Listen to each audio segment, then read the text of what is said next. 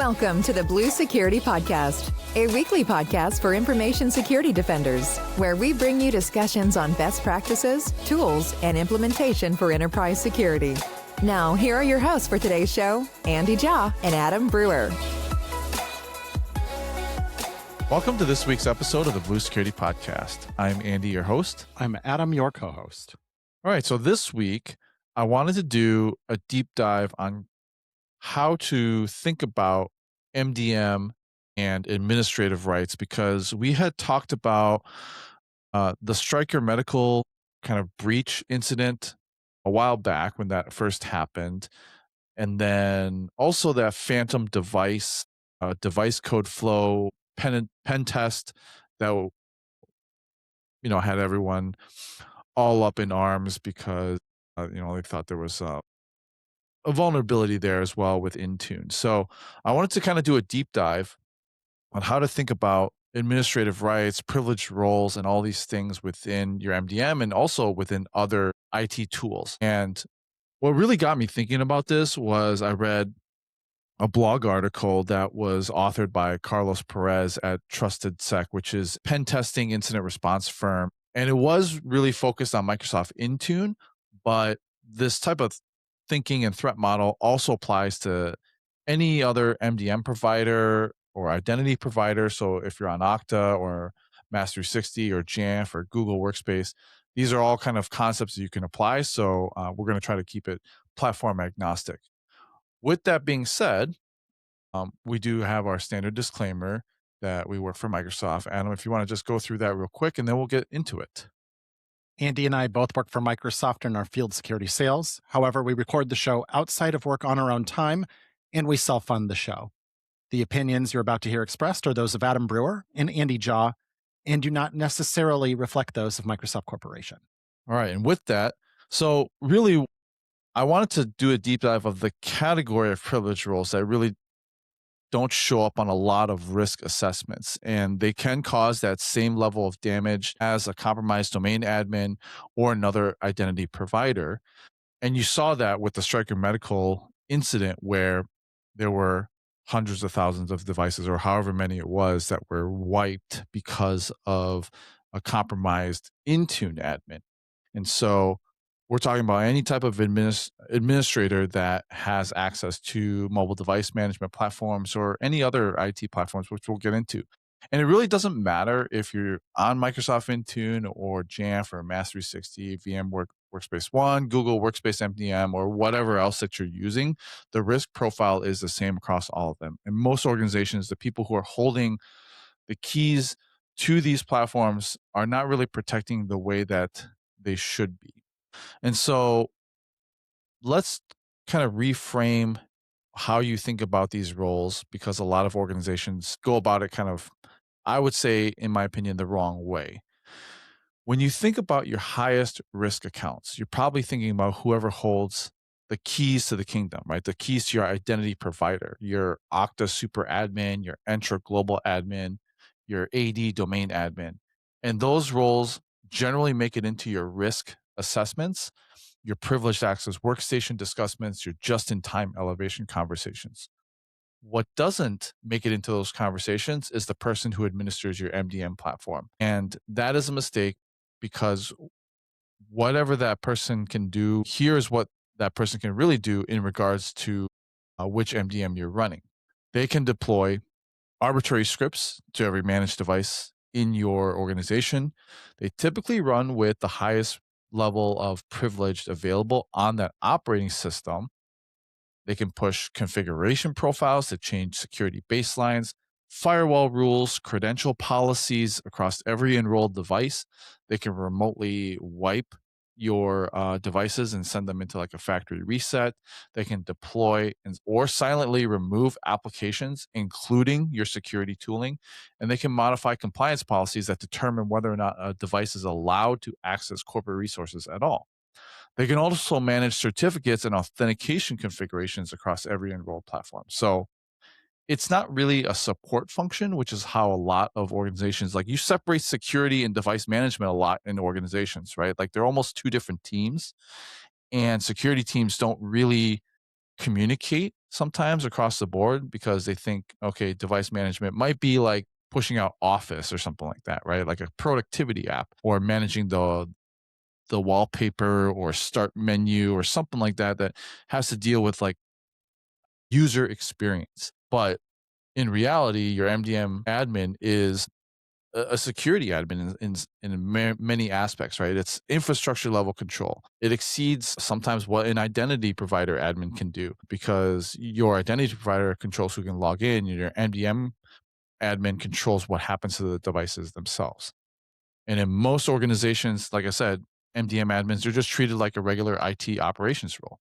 Same account that they use for email, permanent access, no just in time elevation, no dedicated workstation, no requirement for a second person to approve before they can wipe your entire fleet. Any thoughts on that, Adam, or do you want me to continue on here? That should get everyone's attention, right? What you just established with the level of control your MDM admin has. Certainly, Andy, as we were doing our kind of rundown before we went on the air, I said, you got my attention. So let's unpack this a little more and then I'll comment more deeply as we go through it. Sure. Yeah. And so, like, if you think about what an attack might look like Carlos Perez here, when he was writing his blog, he's specifically talking about Intune, and we'll link that in the show notes. But he's describing a pattern that generalizes. He's not tying it to like a single breach or anything, but we do have that example of the striker breach. And so these are like lessons also that, Trusted Sec has kind of learned across the board from real incident response cases. And the pattern is that an attacker will compromise one MDM admin account. The role is usually permanently active. There's no elevation by step to bypass. There's no approval gate to clear. Then they can open up the management console and use legitimate built-in features to factory reset devices across the fleet. And in some cases, they can create a new admin account in the identity provider first to maintain persistence before they're doing that damage.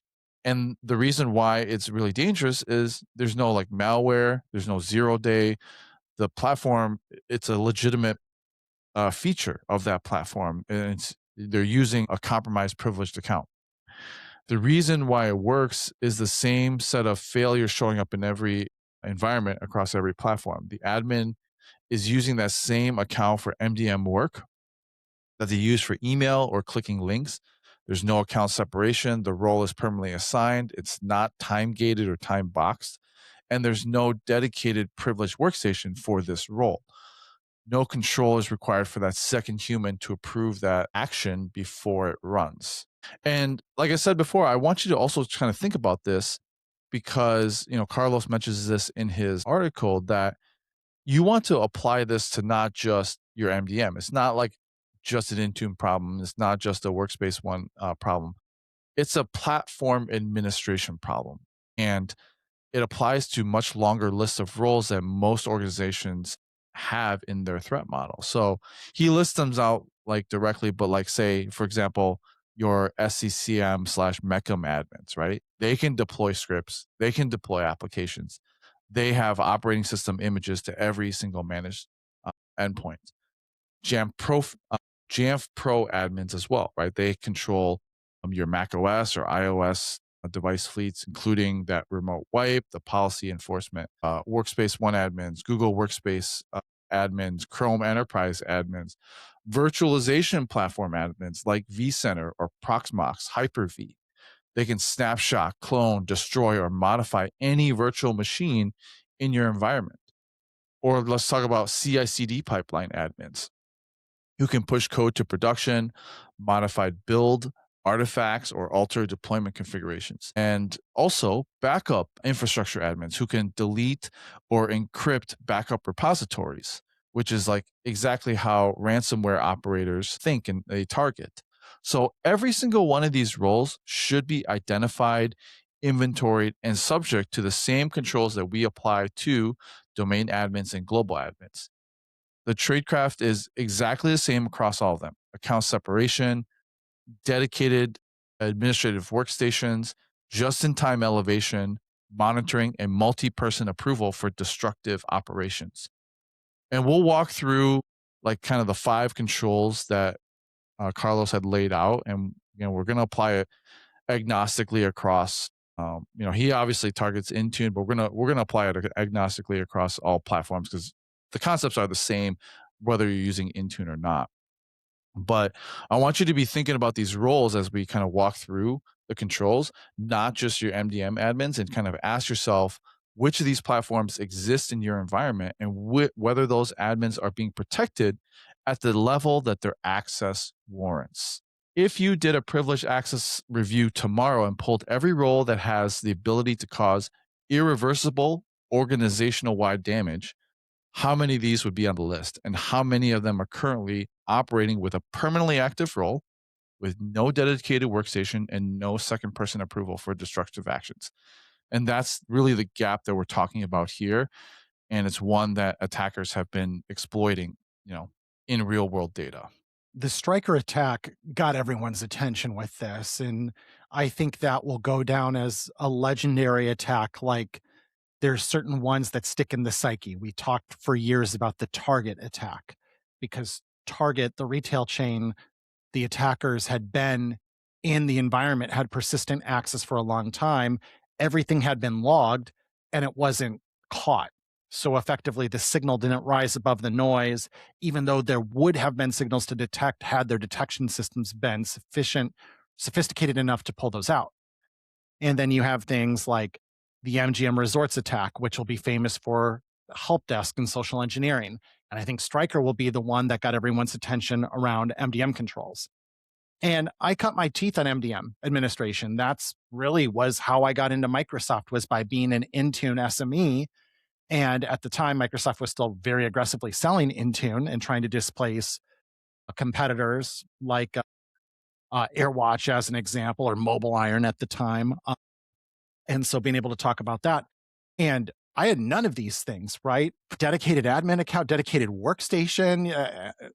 And again, this is a different time. This is 2016 we're talking about, so 10 years ago now. But still, I think a lot of people don't give MDM its due, or just device management in general, not just mobile, but all device management, the amount of destruction it can wreak. And so I think we're having a reckoning now, and this is a very good conversation to give our listeners some actionable things you can take away from this podcast and go implement.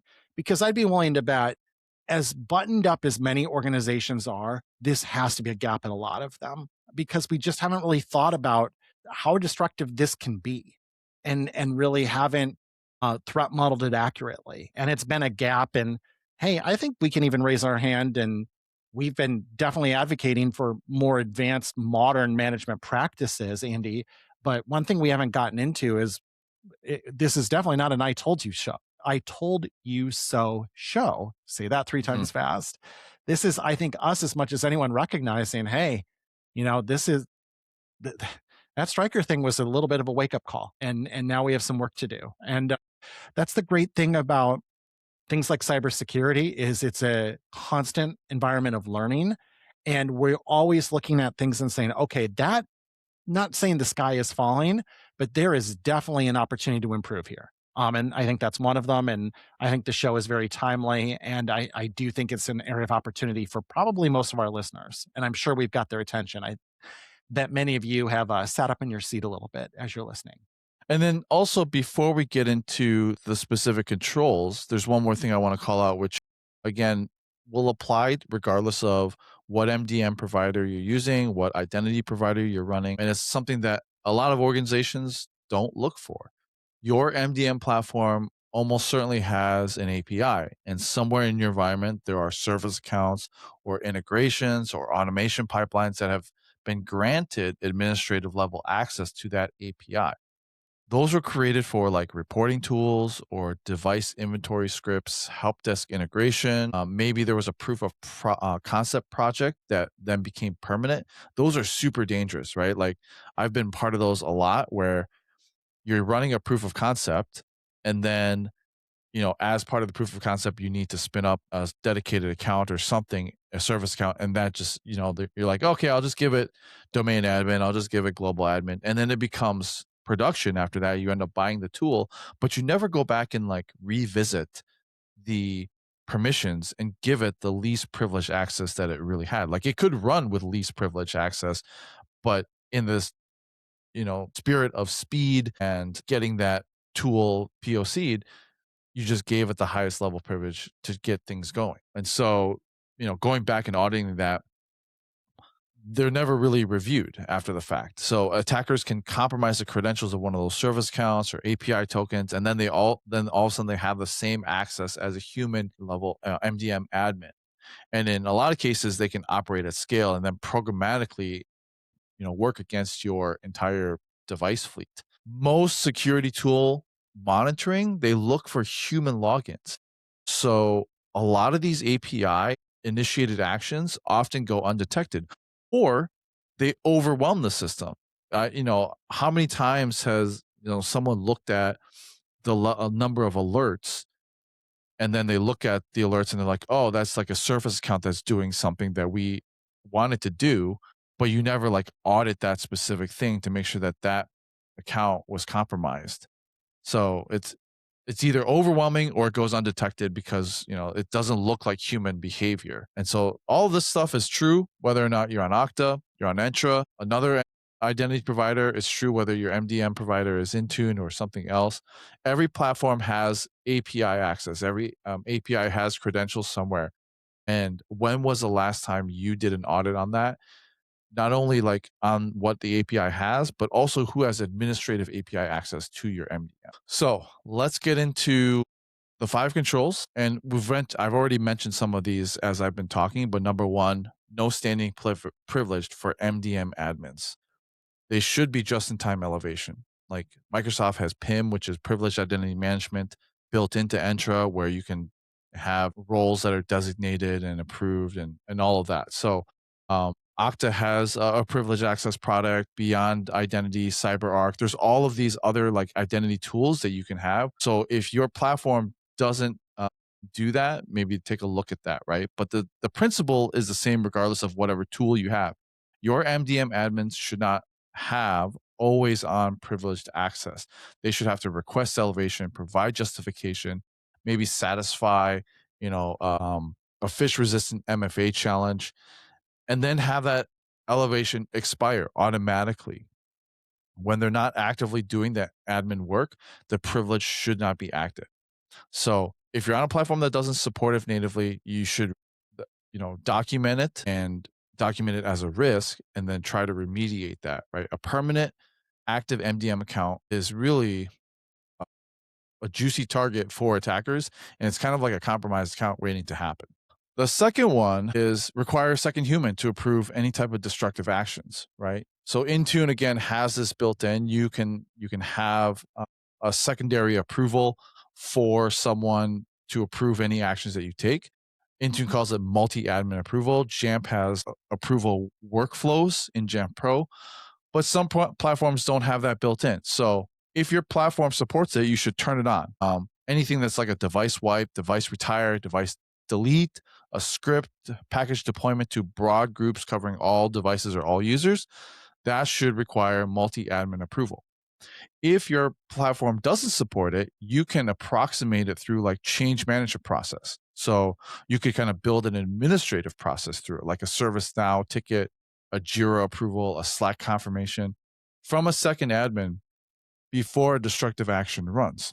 It's not something that gets technically enforced, right? But at least it creates a paper trail and like a speed bump that will give you a chance to catch anything before like the damage could be done. And the goal here is very simple, right? No compromised account should be able to wipe your entire device fleet without another human being involved in that. The third one is to audit who actually has privileged access to your MDM. So pull your administrative role assignments in your MDM and your identity provider. Everyone on that list should have a dedicated admin account.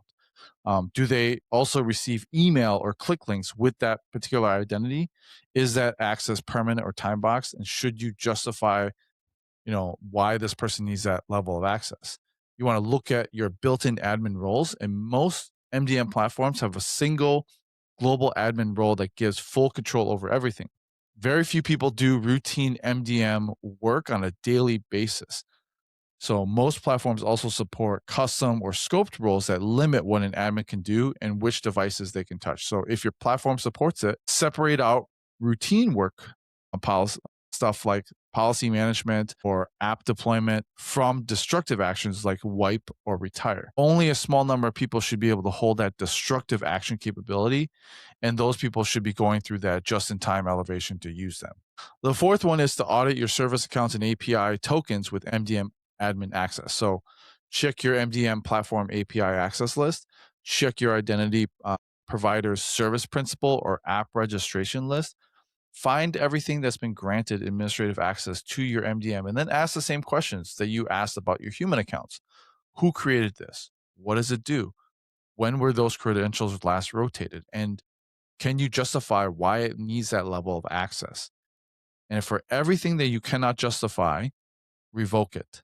So for everything that you keep, you should rotate the credentials now and then set a rotation schedule. 90 days is like a reasonable baseline for secrets. Certificate-based authentication should be preferred over a shared secret where your platform supports it if it does. And those audits should be on a recurring calendar, not like a one-time exercise. API credentials get created and then forgotten about. So they're usually one of the most consistent blind spots in any type of MDM security posture. And then finally, make sure that your SIM is capturing MDM admin actions and then alerting on the right things. Every MDM platform will generate audit logs, script deployments, policy changes, device wipes, admin role assignments. The question is whether those logs are flowing somewhere where you can alert on them and hunt for them.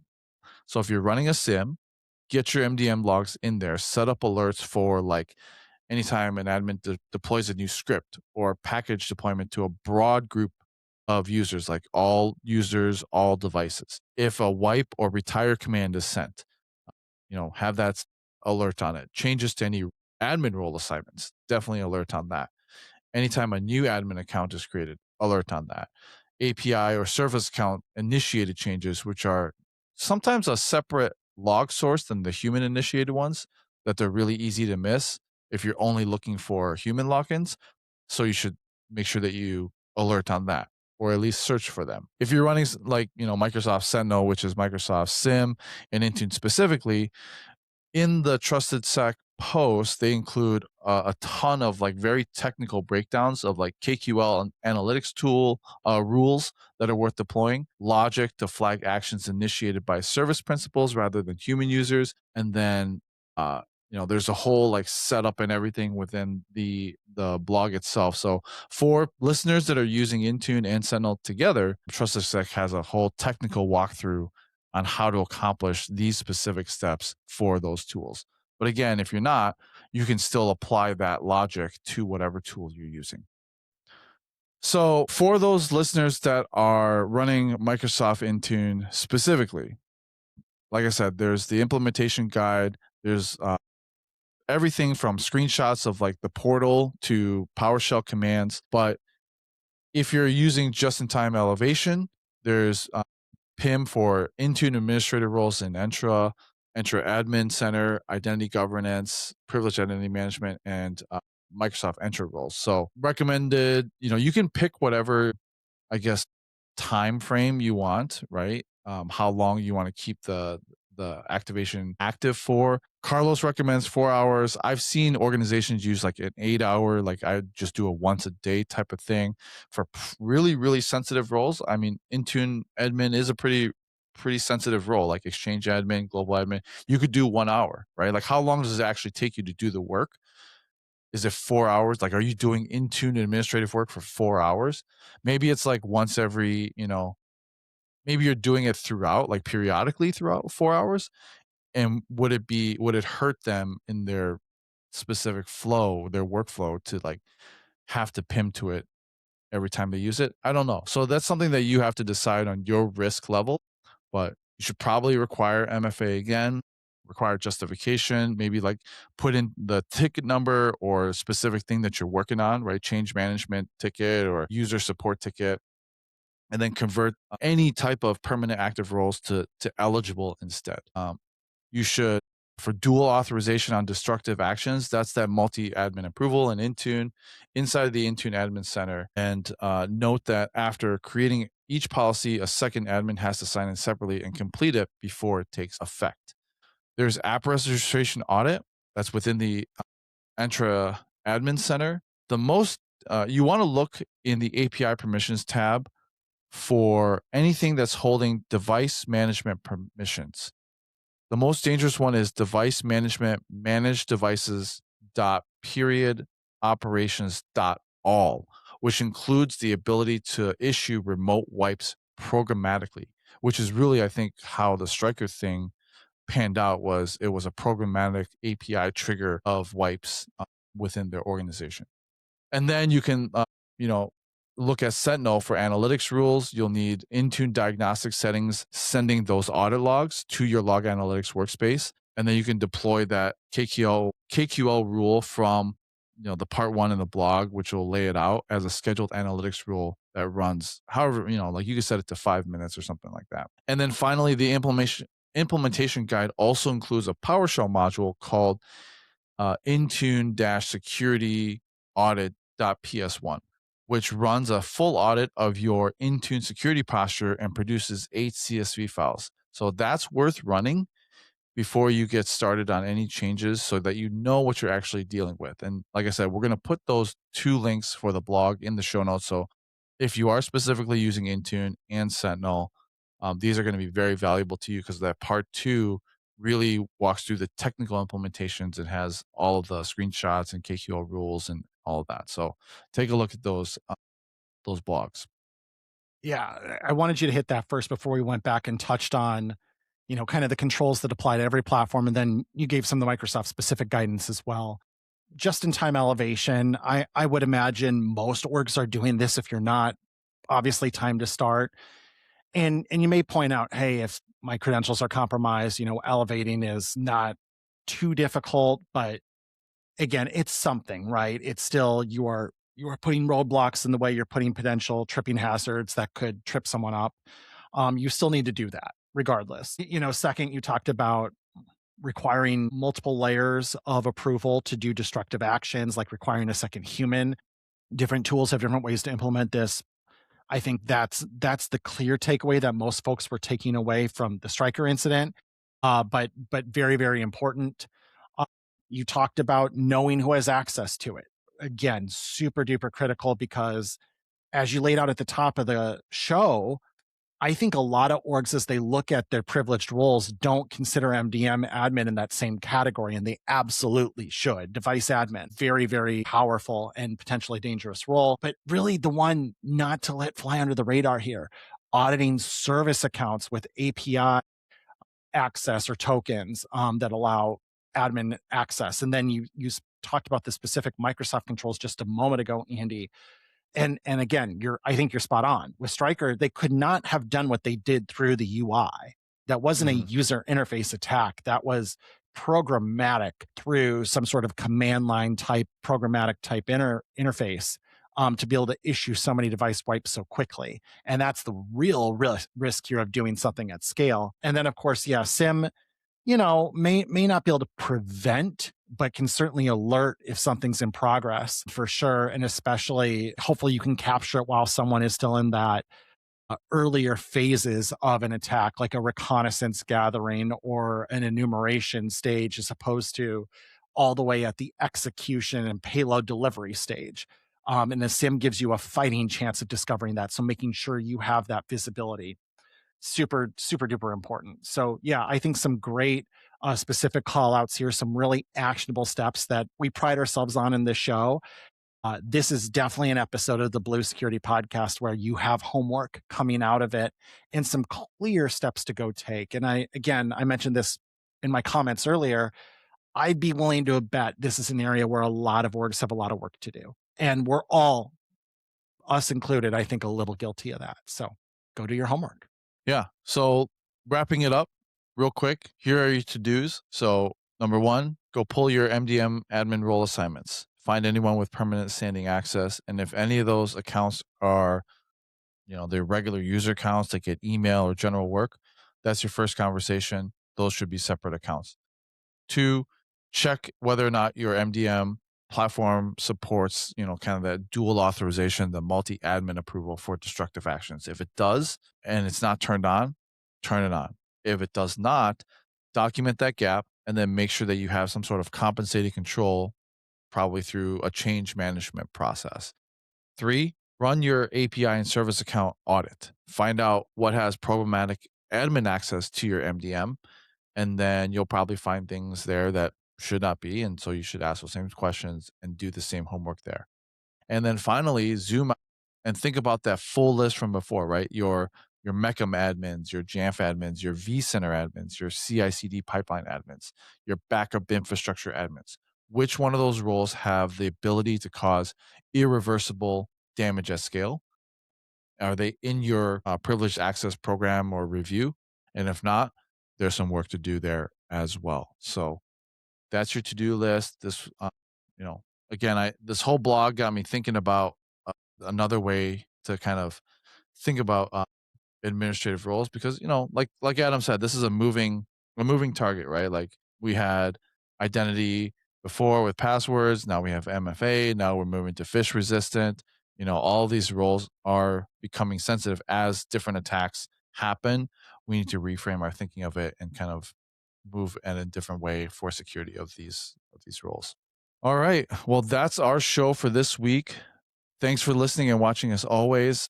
Our contact information, as well as the 2 blogs, will be in the show notes. If you have any questions or topics you want us to talk about in the future, just email us. Thanks. We'll talk to you guys next week.